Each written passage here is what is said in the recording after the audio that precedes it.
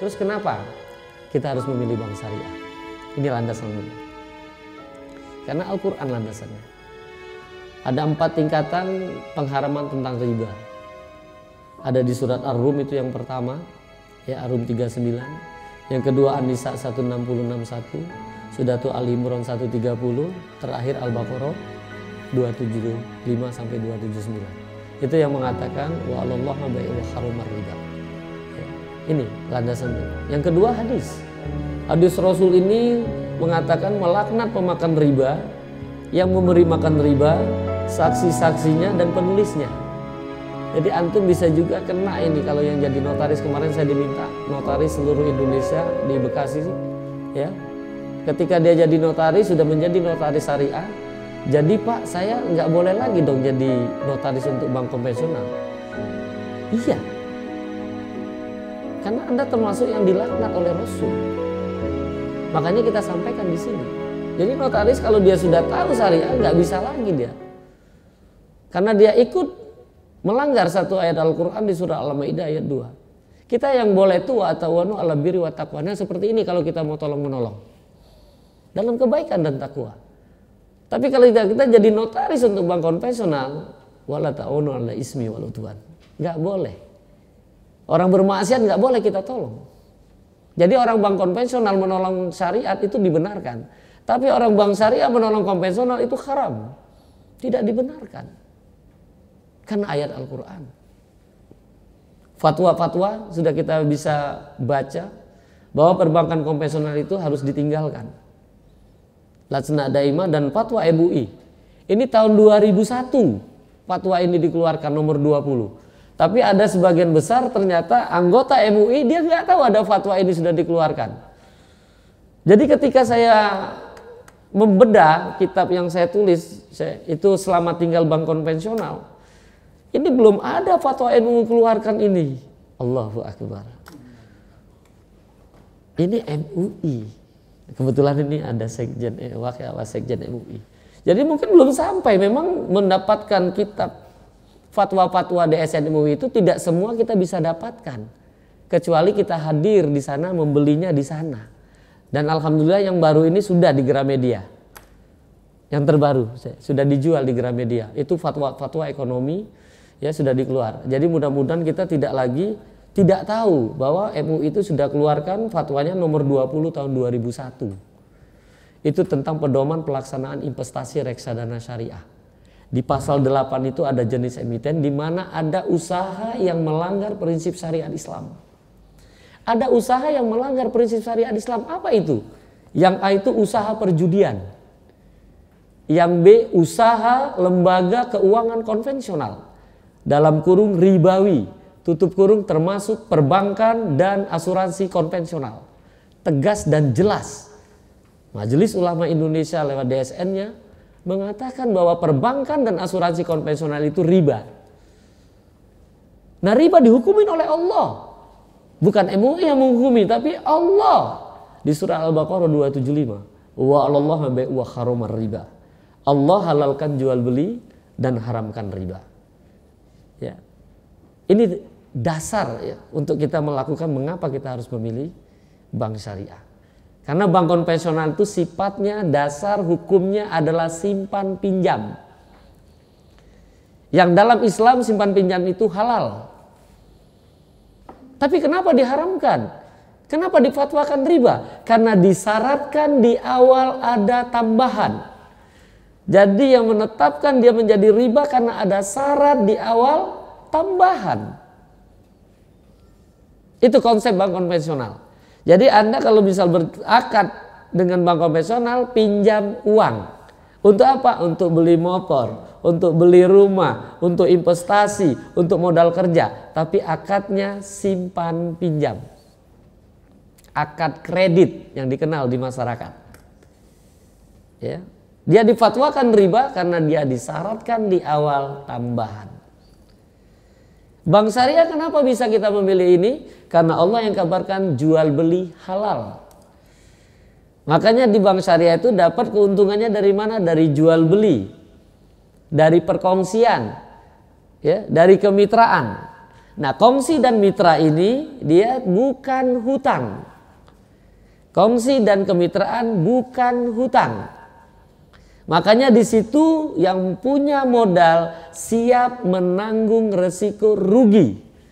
Ketika mudharabah artinya bank syariah siap menanggung rugi 100%.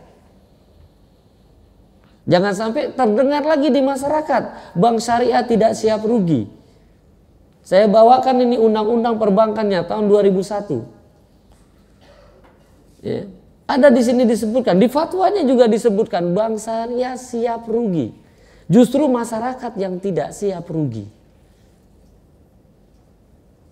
Karena kurang pahamnya itu. Ya. Di sini juga dikatakan di pasal 56, 58 agar supaya kita kaum muslimin bisa membantu pemerintah untuk meninggalkan bank konvensional, menutup bank konvensional agar supaya kita terbebas dari ancaman-ancaman sampai seperti saat ini. Kalau semua tidak ada lagi konvensional, mudah-mudahan kita SIA, LDII gitu ya, aliran-aliran sesat gitu ya, itu akan sirna dengan sendirinya. Berkah Allah akan datang.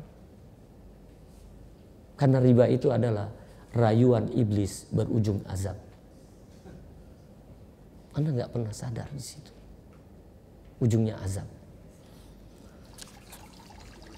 Landasan operasional lainnya adalah tadi sudah dijelaskan mengedarkan riba. Ini fatwa ulamanya.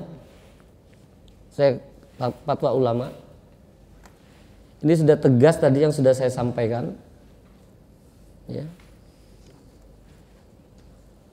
Dengan begini saya akan sampaikan bagaimana keraguan-keraguan ini. Penelitian saya langsung ke lapangan 2 tahun perjalanan.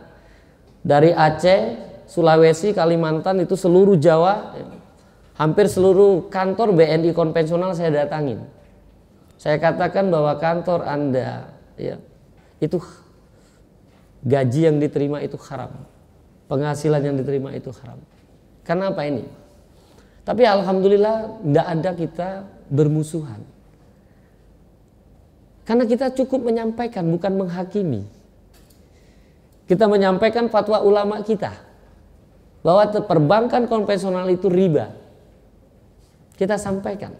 Ketika antum sekalian bapak dan ibu yakin bahwa konvensional itu riba, mudah-mudahan Allah ampuni dosa bapak ibu sekalian. Ketika kita yakin ayat Allah, Anda bertobat baca istighfar, mudah-mudahan Allah ampuni. Karena apa? Orang yang yakin dengan ayat Allah, Allah kabarkan dalam Al-Quran di surat Ali Imran ayat 31. Kalau kita betul cinta dengan Allah, akan mengikuti apa yang dikabarkan oleh Muhammad Rasulullah sallallahu alaihi wasallam. Qul in kuntum tuhibbunallah fattabi'uni yubibkumullah wa yaghfir lakum dzunubakum wallahu ghafurur rahim. Dengan begitu kita tanya, ini berita gembira atau berita menakutkan? Ternyata semua orang-orang konven menyatakan ini berita gembira. Tapi besok saya masih kerja, Pak. Ya haram juga. Tinggal baca istighfar. Berdoa hari ini juga kalau siap berhenti. Ini kita sampaikan gitu. Tapi hampir sebagian besar, hampir sedengar dia ada yang langsung berhenti, Pak. Kawan-kawan kita di konvensional itu ada yang langsung berhenti. Tapi ajibnya kita yang sudah tahu ini berat untuk berhenti. Yang sudah tahu berat karena apa? Takut besok nggak makan. Luar biasa. Ya. Nah ini ada keraguan-keraguan yang pertama ini. Keraguan ini ada 6. Saya dalam 2 tahun perjalanan saya dapat 6 item masyarakat itu ragu terhadap bank syariah. Yang pertama masalah din, agama. Karena sebagian juga para ustadz kita katakan sama saja ya bank syariah itu dengan bank konvensional. Ini sudah tuh bank syariah itu cuma ganti label saja. Konvensional di tip X ya Pak Kiai. Konvensional di tip X diganti syariah. Nah ini sudah tuh kebetulan saya dari BNI itu selalu jadi sorotan. Modalnya dari mana BNI itu? Kan dari riba juga. Jadi jangan ngomong-ngomong syariah lah. Nah ini sehingga mereka ragu untuk hadir ke BNI. Makanya ketika nanya bank syariah yang ada di masyarakat itu selalu muncul Bank Muamalat atau Syariah Mandiri. Jarang orang kenal dengan BNI Syariah. Padahal kalau disingkat BNIS itu benci neraka, ingin surga. Jadi nggak kemana-mana. Kalau antum kepingin masuk surga, jangan lupa dengan BNI Syariah. Ini promosi jadi orang pemasaran gitu, Ustaz. Halal ya. Yang kedua, ini yang menyebabkan kita sudah datang ke bank syariah, nggak jadi ke bank syariah, harga mahal dibandingkan dengan konvensional. Ini yang ingin saya gambarkan kepada antum sekalian, apa makna mahal? Kita sering salah melihat mahal itu. Saya tanya ketika sering, karena apa? Praktisi bank syariah tidak menjelaskan. Kalau ditanya 3.500 dengan 10.000, mana yang mahal kalau antum sebagai pembeli? 3.500 dengan 10.000. Selalu yang dibilang mahal 10.000 karena tidak dijelaskan apa 10.000 ini. Tapi ketika saya beritahu 3.500 itu daging babi, sementara 10.000 ini daging kambing. Daging kambing 10.000, daging babi 3.500. Mana yang mahal? Mahal daging babi. Tapi sebagian masyarakat katakan daging kambing. Karena kita apa? Bukan memilih yang halal. Saya dikasih saja saya nggak mau, apalagi beli 3.500. Karena makna mahal ini perlu dicermati. 3.500 mahal. Itu dalam artian apa? Mahal itu adalah dia, kacamata masyarakat itu murah, tapi haram loh. Itu mahal. Kacamata masyarakat murah, padahal dia adalah haram. Sementara mahal di sini dalam kacamata syariat dia murah halal. Jadi mahal itu murah halal. Jadi makanya kalau membandingkan konvensional dengan syariah, jangan rupiah, tapi akadnya betul syariah atau tidak. Ya. Jadi hasilnya tidak pasti, ini adalah memang keberadaan daripada Allah Subhanahu wa taala. Hasil pasti itu hanya Allah. Sudah tuh layanan tadi. Betul. Syariat saat ini layanannya kalau dibandingkan dengan konvensional masih sangat lemah. Dan kita terus memperbaiki, ya, terus memperbaiki. Tapi tidak akan mungkin bisa seperti orang konvensional yang bisa merayu bapak-bapak sekalian. Kita nggak bisa, ini dilarang dalam syariat. Kita akan berikan yang terbaik layanannya, ya, tidak kaku, ya, bisa fleksibel, sangat mudah sekali. Dan ini juga yang kadang-kadang layanan kurang bagus karena kurang menguasai produk. Karena dia tidak bisa menjelaskan apa yang diinginkan oleh masyarakat. Yang keempat, sistem dan teknologi ini. Ini karena sebagian besar kita tadi belum kenal dengan BNI Syariah. Karena kalau untuk seluruh sistem perbankan saat ini yang bisa mengimbangi konvensional di tempat kita. Jadi apapun yang antum dapatkan di bank konvensional kita bisa. Dan ini tidak sampai di masyarakat. Karena kita bayar teknologi di BNI Konven itu kita bayar, Pak. Untuk bisa sama, bukan kita minjam, kita membayar. Kita sewa. Sehingga kita sama persis teknologi kita dengan konvensional. Ya, kita sama persis. Sudah tuh ini yang saya beritahu tadi bahwa masyarakat itu tidak siap rugi. Makanya itu ada revenue sharing. Dalam tatanan ini ketika difatwakan oleh MUI, ya DSN UI, dia hanya berpikir untuk membawa masyarakat itu bisa menempatkan investasinya di bank syariah. Kalau langsung profit loss sharing, nggak ada yang nabung. Karena kalau langsung profit loss sharing, itu setiap perbankan baru buka dia rugi. Dan Anda tidak siap untuk menanggung rugi itu. Makanya pakai revenue sharing. Jadi revenue sharing itu adalah pendapatan yang dibagi. Nah, kalau profit loss sharing, pendapatan dikurang biaya, kalau dia positif sama dengan laba yang dibagi. Tapi pendapatan dikurang biaya kalau sama dengan negatif itu rugi yang dibagi. Nah, ini masyarakat belum siap. Tapi kalau antum bekerja sama dengan bank syariah, langsung bisa profit loss sharing. Jadi ini menjawab keraguan umat bahwa bank syariah itu tidak siap rugi, batal dengan sendirinya. Batal dengan sendirinya. Karena bank syariah siap rugi. Karena kalau bank syariah melihat evaluasi proposal yang antum sampaikan itu rugi, jelas bank syariah tidak akan bermitra. Karena kita punya evaluasi. Jadi yang kita ambil pasti evaluasinya itu untung.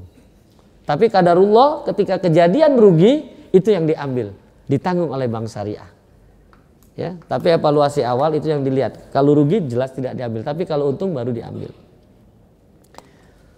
Yang kelima, permasalahan prosedur. Jadi banyak ketika teman-teman tadi saya dengar juga ada yang sempat ngomong kalau ke bank syariah itu sering bertele-tele, tidak langsung bisa selesai. Ini juga kita terus perbaiki. Mudah-mudahan nanti antum sekalian ketemu dengan bank syariah bisa langsung selesai.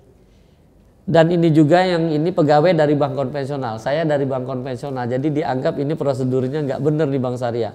Masa orang konvensional kerja di bank syariah? Emang kita nggak boleh tobat? Iya kan? Iya, tobatan saya mengembangkan syariah saat ini. Dengan saya paham dari bank konvensional, jadi antum subhat antum bisa kita jawab. Coba kalau yang baru semua yang belum pernah di konven diajak ngomong konven nggak paham, karena dia belum. Enak tadi. Stephen dia tahu ngomongi Katolik karena dia dari Katolik. Nah ini ketika antum ngomong konvensional, saya bisa karena saya dari konvensional. Ya, sudah tuh uang campur dengan konven. Ini betul-betul pelajaran penting karena saya ketemu dengan para ustadz, ini meyakinkan bahwa di BNI konven itu bisa menjalankan syariah. Sehingga salah satu ustadz di Rawamangun dia menabung di bank konven tapi dia produknya syariah. Nasabah 1, 2, 3 ini nasabah konvensional. Yang keempat adalah sang ustadz. Jadi 1, 2, 3 kebetulan menabung. Yang keempat sang ustadz nabung juga. 1, 2, 3 naruh uangnya di sebelah kanan. Yang keempat juga uangnya taruh di sebelah kanan juga. Sehingga sang ustadz nanya sama tellernya, "Mbak, uangnya campur ya?" Sang teller ngomong, "Enggak ustadz." "Itu campur." "Enggak ustadz." "Lah, saya lihat itu campur." "Enggak ustadz." Lihat, persepsi yang berbeda. Itu berhasilnya sih kita memberitahu kepada pegawai. Ya, pegawai itu membela BNI Syariah. Padahal harusnya dia sampaikan saja. "Iya ustadz, emang kenapa? Haram kalau uangnya campur." Kalau haram, antum sekalian nggak bisa belanja. Antum nggak bisa ke pasar kalau campur uang itu haram. Jadi uang itu halal haram itu bukan karena campur, karena akad yang dipekerjakan itu, yang akad yang terjadi itu menjadi halal dan haram. Ada juga sebagian mengatakan uang kita ini riba. Ya, sebagian pemahaman uang kertas kita riba. Padahal dia masih juga pakai uang kertas. Jadi kadang-kadang nggak bisa diimplementasikan. Itu. Yang produk ini juga menyebabkan orang susah datang ke bank syariah karena pakai bahasa Arab. Ada murabaha, ada musyarakah, ada mudarroba, ada hawalah. Sehingga ini sebagian ada yang sampai menyeletuk ini ganti aja jadi bahasa Indonesia. Kenapa nggak sholat aja diganti bahasa Indonesia, susah gitu kan? Ini karena kita jauh dari Islam. Padahal orang dengan tahu bahasa Arab, tahu dengan bahasa Al-Quran bisa menyatukan. Tadi Habib kita ingin persatuan bahasa Arab. Lihat orang bisa masuk Islam karena mendengarkan iqamat. Itu seluruh dunia yang hadir di Mekah itu semua bisa berbaris karena bahasa Arab. Gak pakai bahasa Indonesia, gak pakai bahasa Inggris, tapi dia pakai bahasa Arab. Bisa semua lurus. Ini kita coba belajar. Ya. Kurang berpartisipasi dan tidak lengkap. Karena itu tadi banyak belum dekat dengan BNI Syariah. Seluruh produk yang ada di bank konvensional, bank syariah bisa lakukan. Variasinya lebih lagi. Ya, apa yang ada di bank syariah, bank konven nggak bisa. Apa itu? Seperti rahen. Ya, itu bank konven nggak bisa. Kita akan masuk ke penggadaian. Di bank syariah ada rahen. Sudah itu sewa. Di bank konvensional nggak bisa. Tapi di syariah ada. Ya. Namanya ijaro. Ini artinya lengkapnya bank syariah daripada bank konvensional.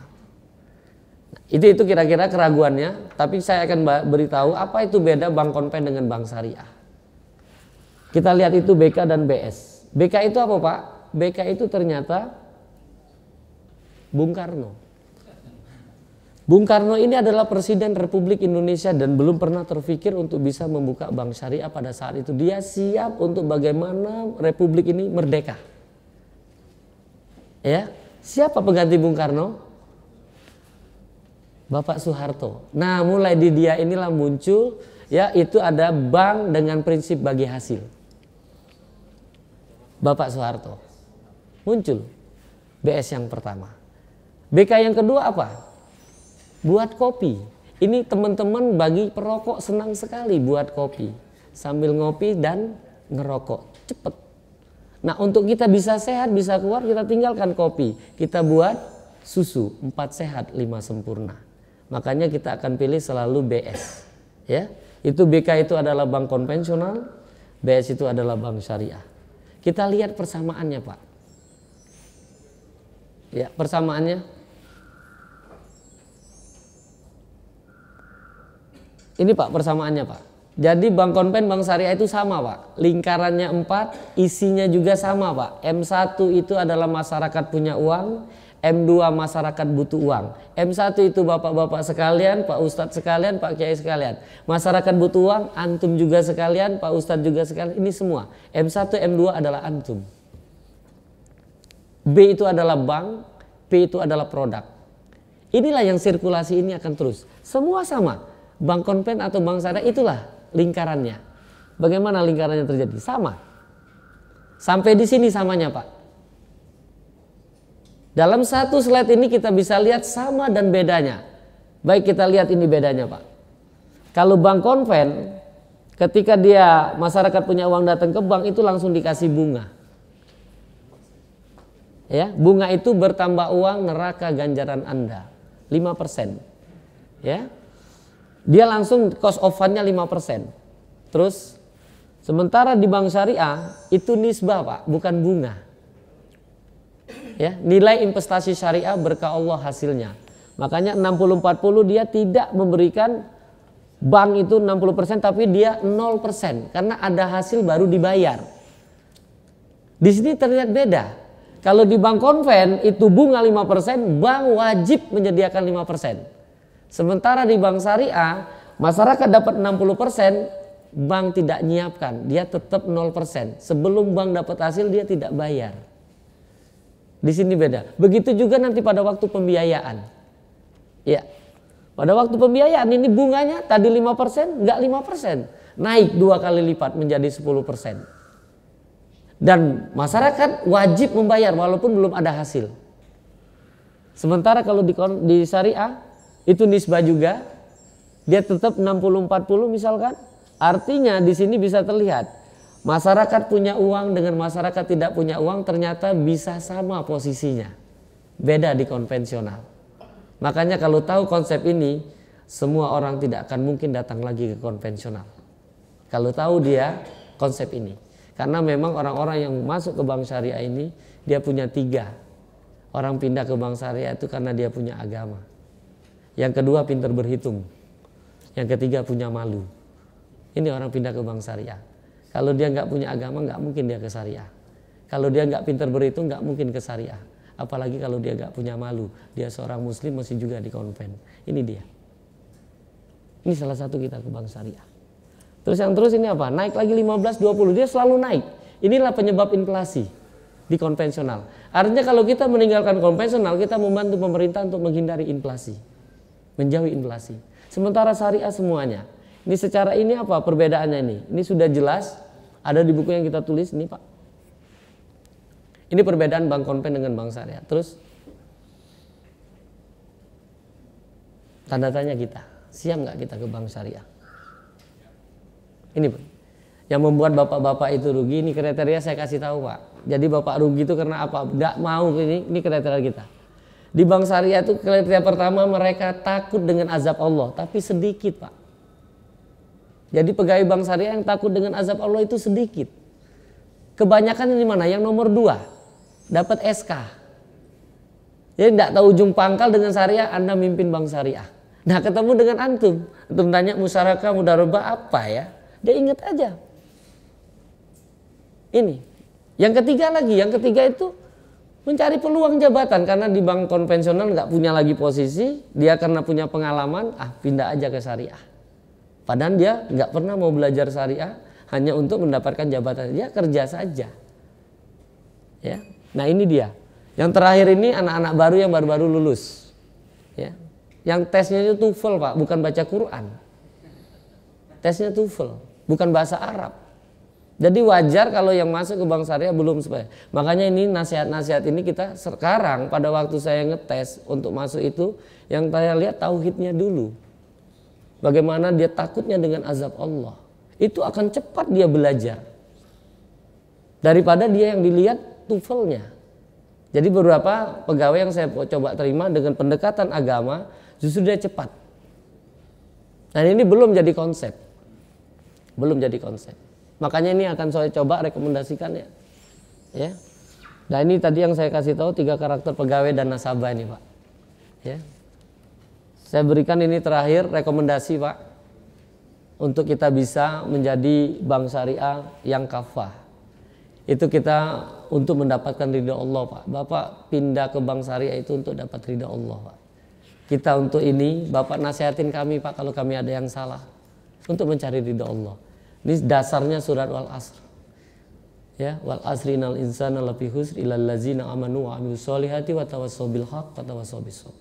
Ini apa yang dikabarkan oleh ayat Al-Qur'an bahwa kita ilmu dulu, Pak. Jadi sebelum masuk bank syariah kita berharap mereka itu belajar syariat dulu. Ilmu itu adalah qala Allah, qala Rasul wa qala sahabat. Ini ilmu akhirat yang harus dia pegang. Yang kedua ilmu dunia. Untuk masuk bank syariah dia harus tahu ekonomi, tahu manajemen, tahu matematik, tahu hukum, tahu juga teknologi agar cepat. Ini ilmu yang harus dia kuasain. Yang kedua amal. Amal ini dia harus sesuai dengan syariat. Syaratnya harus terpenuh adalah ikhlas karena Allah. Sudah tuh ngikutin sunnah daripada Rasulullah, ittiba. Rukun yang harus kita punya untuk jadi perbankan syariah, pegawai bank syariah itu rukunnya harus cinta dengan Allah. Mahabbatullah, dia harus punya kecintaan kepada Allah. Sudah itu dia harus selalu mengharapkan pahala dari Allah dalam melaksanakan tugas ini. Karena bekerja ya untuk pelaksanaan ini, semua kalau kita bekerja tidak boleh lupa dengan BNI. Apa itu? Bekerja niatkan ibadah. Jadi kalau kita bekerja niat ibadah, insya Allah kita tidak akan pernah merasa sedih. Kita tidak pernah merasa lelah. Kita tidak pernah merasa rugi. Ya. Ini kita, ya. Dan terakhir itu apa? Ketika kita tahu rukunnya ini adalah takutnya kita kepada azab Allah. Ini amal yang harus kita lakukan. Sudah itu dakwahnya apa? Dakwahnya itu adalah tasfiyah dan tarbiyah. Ini harus kita sampaikan juga. Akhirnya sabar Pak. Jadi kita bagaimana cara sudah menyampaikan seperti ini, sabar kita. Sabar dalam apa? Dalam mencari ilmu. Tidak sebentar Pak. Sabar juga dalam beramal. Kita menyampaikan amal yang benar ini juga kadang-kadang diprotes. Juga sabar juga dalam mendakwahkan ini. Mungkin ini yang mungkin kita sampaikan. Ya, di lain kesempatan mungkin bisa nanti kita ketemu lagi. Ini banyak yang mungkin waktu yang harus kita kembangkan. Karena waktu yang diberikan saya sudahi saja. Wabillahi taufiq wa hidayah. Assalamualaikum warahmatullahi wabarakatuh. Anda juga bisa mengunjungi Facebook kami di facebook.com/amanahinsanmadani atau bisa tonton kami di youtube.com/sahabatyamima dan follow Twitter kami di twitter.com/@sahabat_yamima. Sahabat Yamima peduli dan memahami.